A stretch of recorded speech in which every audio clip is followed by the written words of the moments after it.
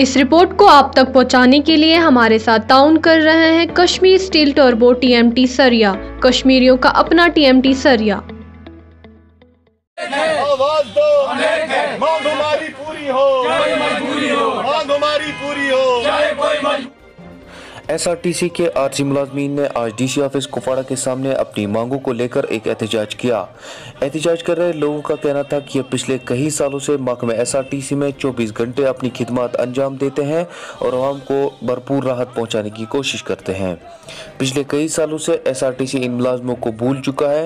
एहतजाज कर रहे मज़ीद लोगों का कहना था कि अगर इन लोगों की मांगों को नहीं सुना गया तो एहतजाज कामचोर हड़ताल में जल्दी बदल जाएगा।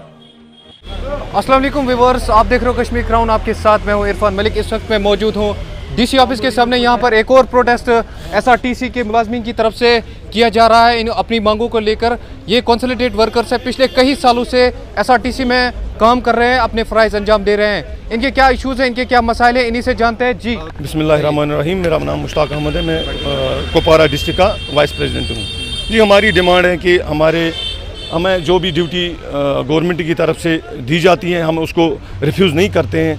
चाहे कोविड-19 की हालात हो, हम जान जोखिम में डालकर हमारे ड्राइवर कहीं पे भी ड्यूटी करते हैं। दूसरी बात ये कि अगर इनको कहीं जंगी हालात हो या राशन एक जगह से दूसरी जगह ले जाना हो तो हम अपने फ़राइज़ बखूबी अंजाम देते हैं।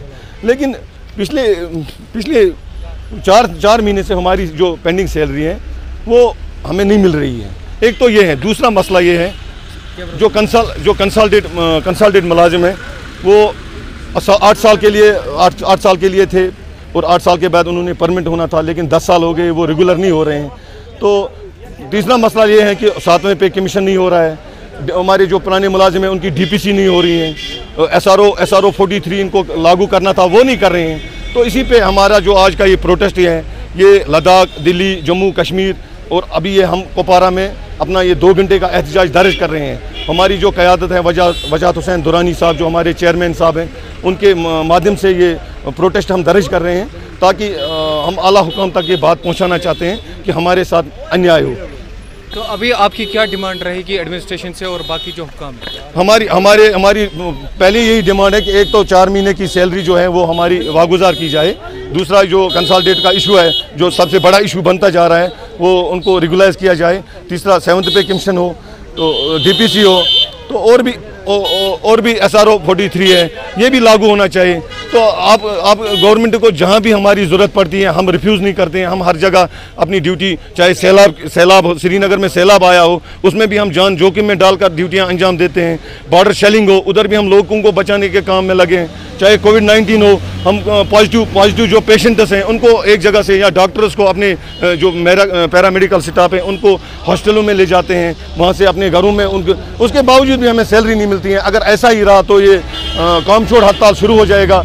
तो आरटीसी ने इससे पहले भी अपना जो एहतजाज है दिल्ली के जंतर मंतर पे भी दर्ज किया है। आने वाले दिनों में भी मुझे लगता है अगर ऐसे हमारी ये डिमांड्स पूरी नहीं हुई तो हम दिल्ली में जाके अपना एहतजाज दर्ज करेंगे। जी, यहाँ पर जैसा कि नाज़रीन आपने देखा कि एसआरटीसी के जो मुलाजिम है, हालांकि इन पे बहुत ज़्यादा लोड है। ये समझ सकते हैं 24 घंटे 24x7 इनकी ड्यूटी रहती है। तो मेरे साथ एक और मुलाजिम है, इनसे बात करते हैं। जी बताइए थोड़ा सा।